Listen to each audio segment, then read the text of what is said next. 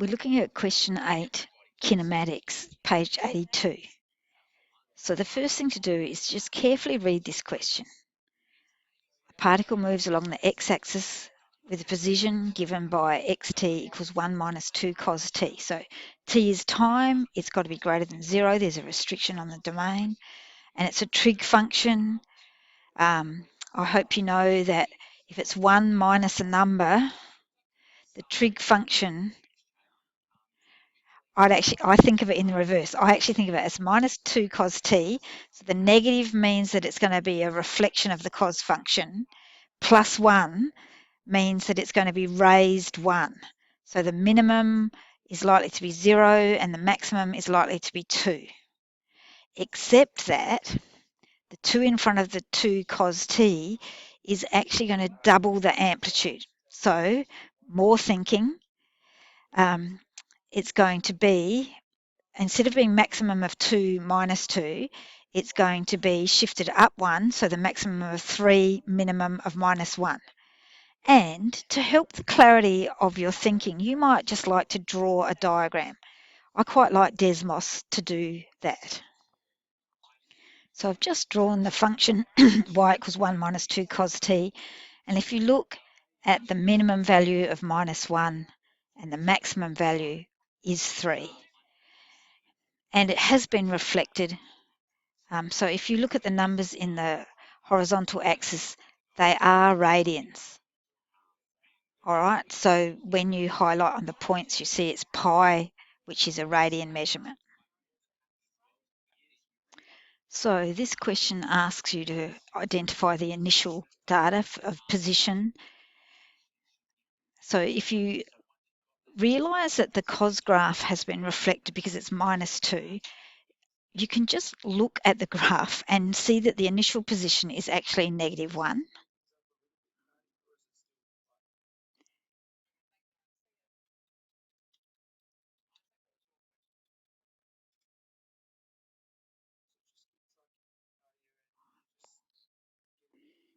Okay, so you might notice that I had written the equation down incorrectly. I've just gone back and fixed that. Notice the equation we're given is 1 minus 2 cos t, that you could look at if you've done a display and you'd see that it was minus 1. You can also say 1 minus 2 cos of 0 is 1, and so that's 1 minus 2, and we get the same initial value for the position. You're also asked for the initial velocity, so you're immediately going to need a velocity function, which is simply the derivative of the displacement function.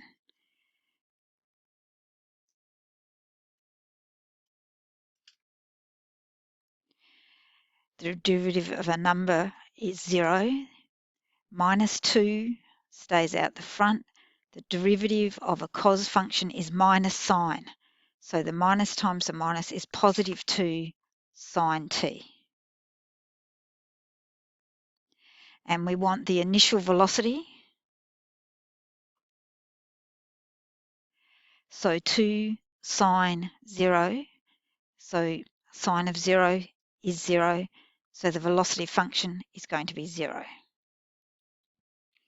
So to find the initial acceleration, you need the second derivative of the displacement function, which of course is just the derivative of the velocity function. So if I just look above, it's going to be the derivative. There's a constant 2 out the front. Derivative of sine is cos. And then we want the initial acceleration conditions. Cos of 0 is 1, so 2 times 1 is 2. And then as I just look at my answers, I realise I haven't put units in. So when you read the question, the displacement is measured in centimetres. So the velocity will be centimetres per, and the time was in seconds. And so the acceleration is going to be centimetres per second squared. and I've changed my notation to the negative power. So I might go back and be consistent with my notation. Centimetres second to the -1.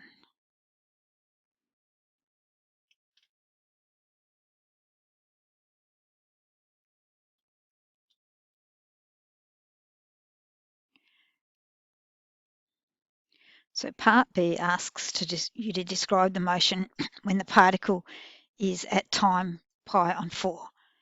So we just look back at our formulas from part A, and on the calculator we're going to check that it's in radians. So just when you're in the normal run menu, you just have to choose the setup and you look down. I've got it in linear mode.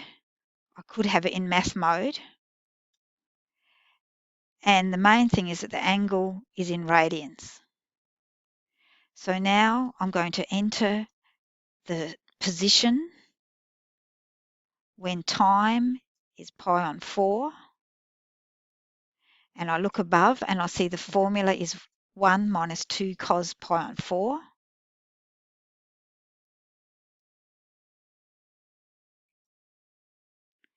And I'm going to put that into my calculator. And I get decimal 2929.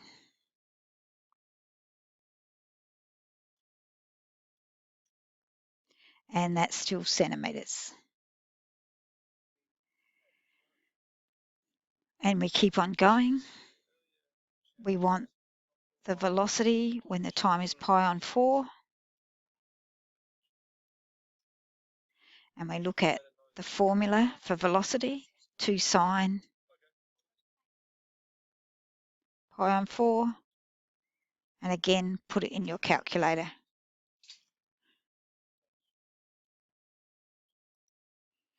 And we see that the value is 1.414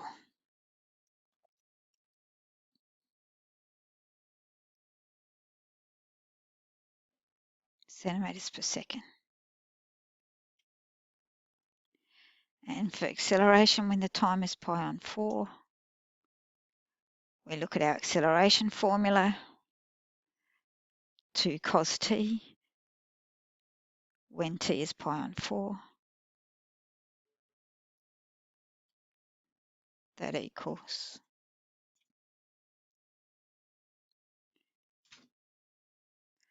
the same, except the units are different, centimetres second to the -2. So even though I put my emulator on math mode, it wasn't displaying as the exact third form. On my handheld calculator, it shows as √2, and when you do more of these problems, you'll note, hopefully you will be familiar that 1.414 is √2. So I'm just going to put it in both formats.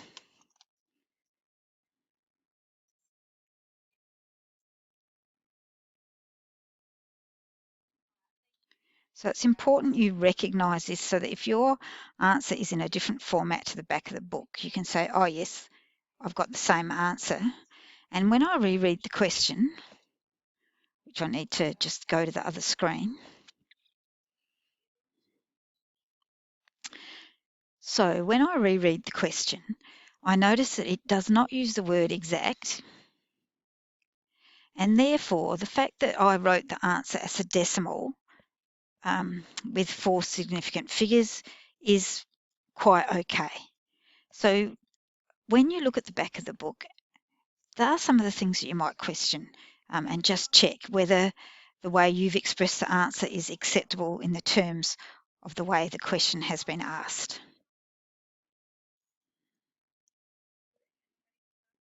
So the question for part B when you reread it is to describe the motion of P when t equals 4π/4 seconds. So you must write a sentence that combines all of those calculations together about the motion of the particle. So I always say that the particle where its position is at time is pi and 4. The position was 0.29 centimetres to the right of the origin.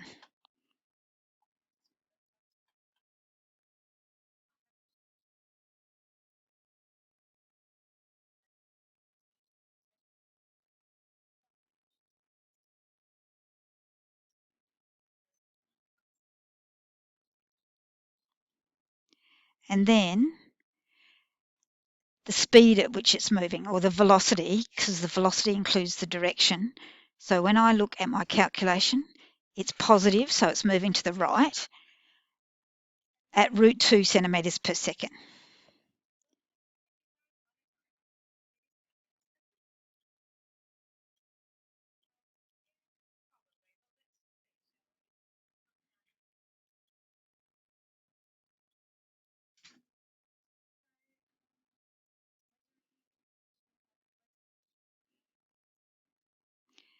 Then the third sentence will be to do with the acceleration.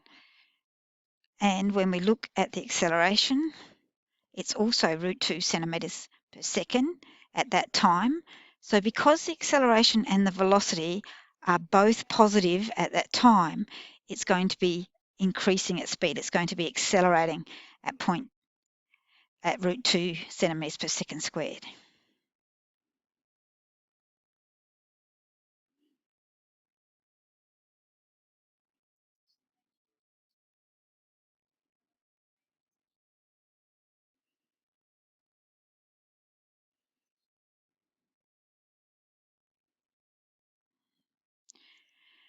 Now we need to look at part C. I'm going to make that a second part of this video.